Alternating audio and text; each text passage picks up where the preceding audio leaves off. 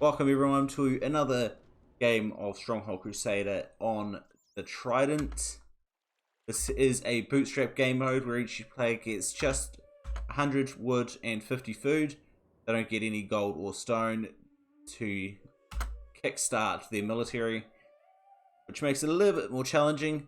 On this map, we have it been modified from last week to get some iron on the grass side, and there's a lot of stone still on the other side. NP has moved his stockpiles back to sit with his warrior and closer to the grass side. While Lotus is also doing the same thing. He's going closer to the grass side. He's going to go for a thing. Oh, thanks for the host, Shade. How's it going? I saw you back on back streaming. It's been a while since I've seen you streaming.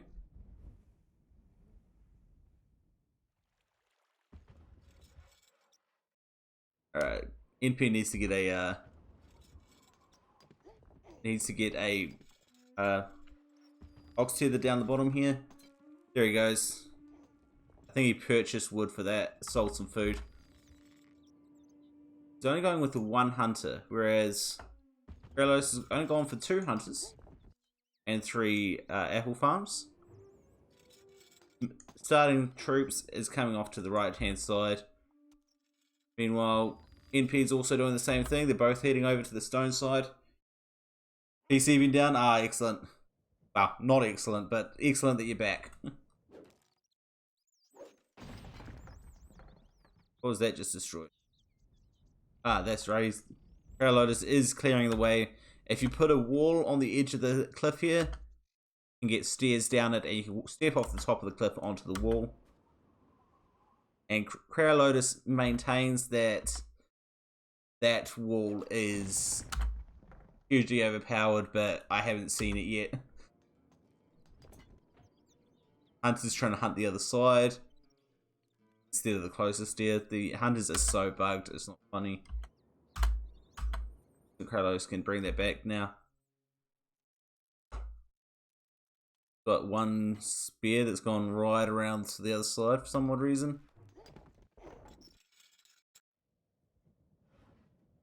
But what he thinks he's doing there. NP hasn't really moved off the top there. Couple of assassins here for Lotus.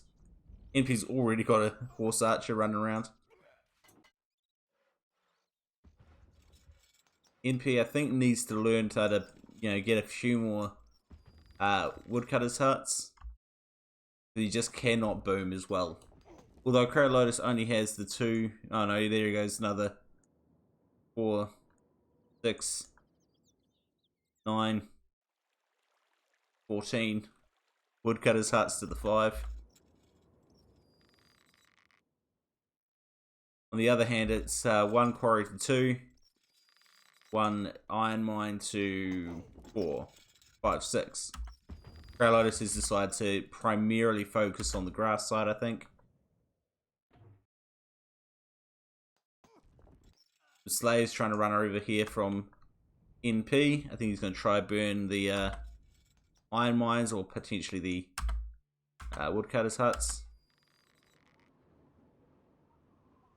He's got a couple of his archers up on the high ground. Lotus bring his archers onto the high ground, which means it's a 1-to-1 fight. And 4 versus 5 means that Lotus will probably win that. And NP is just going to back straight off the hill. He's not going to fight that, which is the smart move. He's not going to win it, so may as well not take the loss. There goes the flames on there. NP, retask them, please. Please retask those guys. Or not, just leave it there. That works too. Let them die. Alright. Alright, over here, what have we got going on? He's got more slingers coming out this side just to be safe. And either side is really doing a whole lot of good.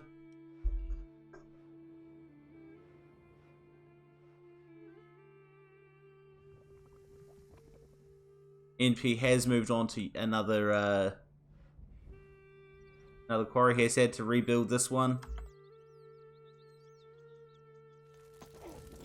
However, Crow Lotus Pro still has the eco advantage because of the amount of iron that he's going for at the moment. And I think that's where NP needs to use to get the extra woodcutters huts. Just to be able to support extra troops.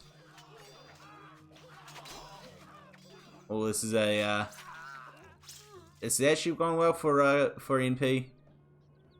It's now 1 archer versus 2, but he has the advantage in the melee, pushing Crow Lotus right back.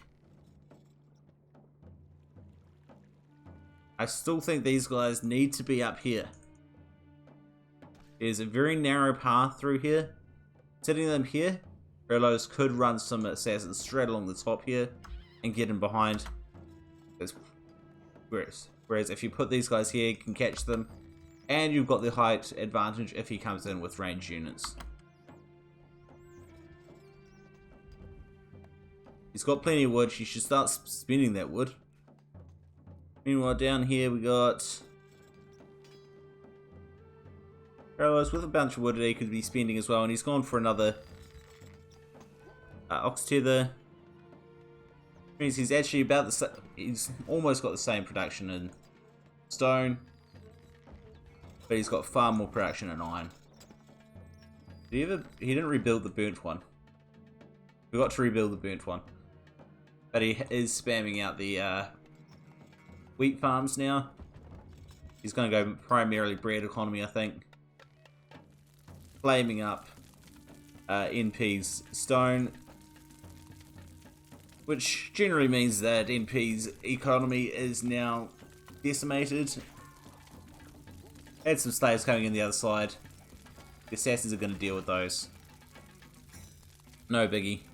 What are you doing putting those back? Leave the shields there. Got it. One well there. Nothing out that way.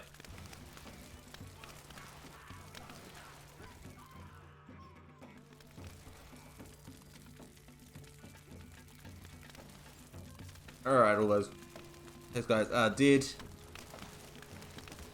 Now it's time to bring that forward, NP. In fact, just push your luck. Right up here. Get up there, maybe follow up with a couple slaves to deal with the eco as you pass. That's your play here. He doesn't have shields. Push him before he can get them. There he goes. He's pulling forward now.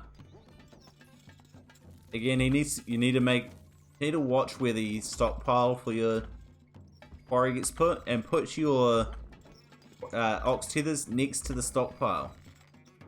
There's obviously paths here, so put ox tethers around this side rather than on this side. The extra walking means you need extra workers.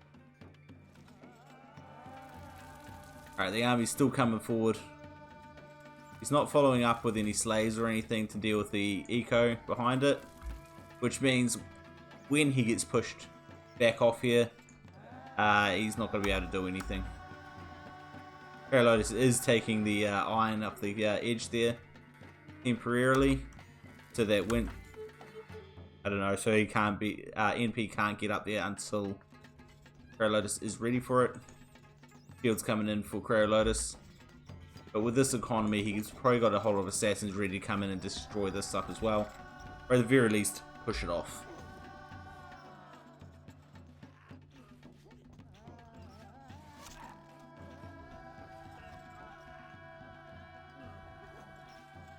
Not enough shields here. He's going to have to back off. Giving up the high ground. Potentially jumping onto this high ground would be beneficial.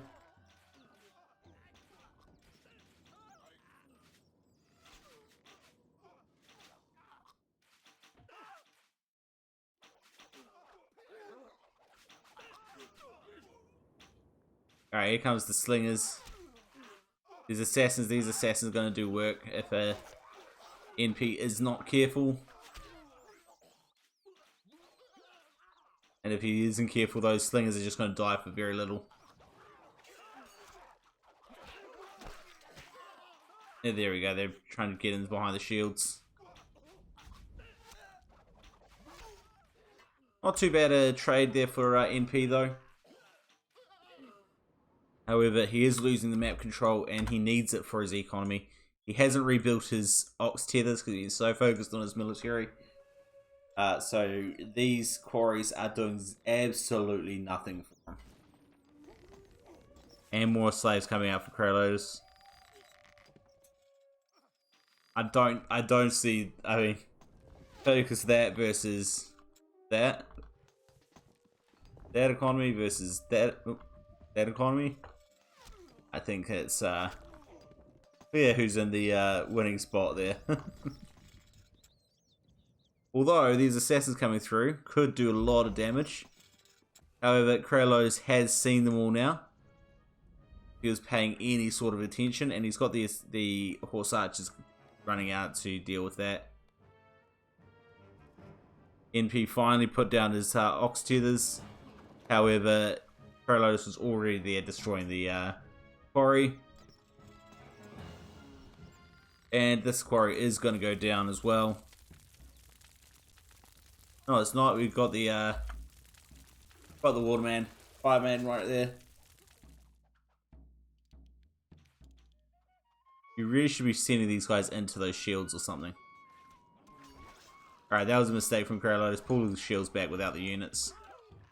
And now, NP is just going to lose.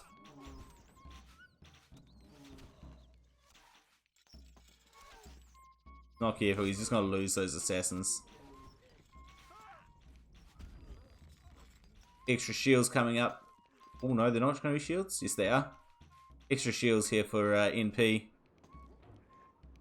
However, he needs to get really good trades at this stage. As you can see, the gold's close at the moment, but the units in NP's favour, surprisingly enough.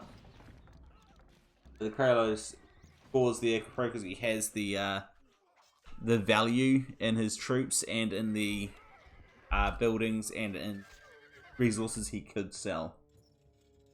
As you can see, he's selling off the stone right there now, and he's well ahead in the gold now versus not much there.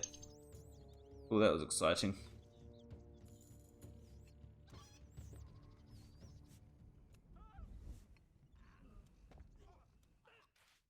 Right, I'm just going to try to get onto into the chat so that I can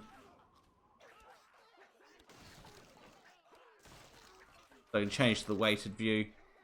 That was, Kralos is obviously focusing elsewhere at the moment. You've got assassins running in somewhere else. He's got more horse archers that side. That was a painful loss there for Kralos. But you know he had to have been doing something else.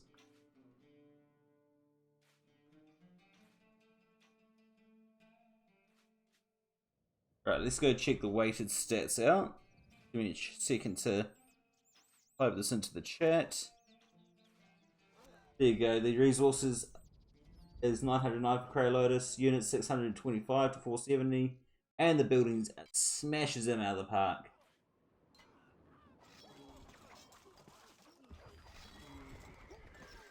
And there goes the assassins coming in.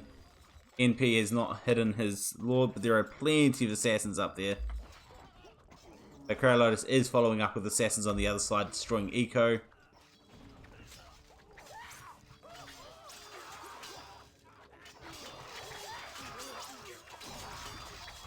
I think this could well be game. That's the end of the assassins. Kralos only needs to get a few assassins up there now. And he's definitely got them. And even if he doesn't send them up there, the amount of damage he's doing to NP's economy right now is insane.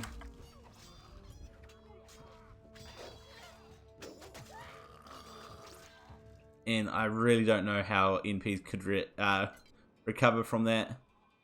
He's got the wood, but he just doesn't have the gold. More stuff to going by. A couple of assassins jump in to help in the defense, but he's got not much to speak of to help him out in the recovery, and there's still more assassins running around his base. And this guy's going to go for the granary. Once the granary's down, popularity starts going to... Popularity is almost down already.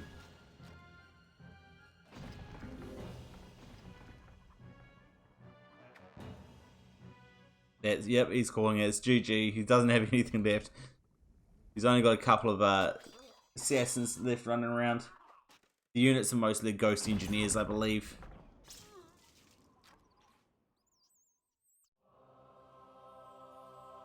$100 kills, 116 deaths. Let's check out that economy because I think that's where it broke. Stone, Kralos had more stone and more iron and the food. And wood smashed out of the park, giving him double this gold. And that's really where it came from. I think it all came from that wood. The NP just could never keep up with the economy being destroyed. They just couldn't boom as much with his economy.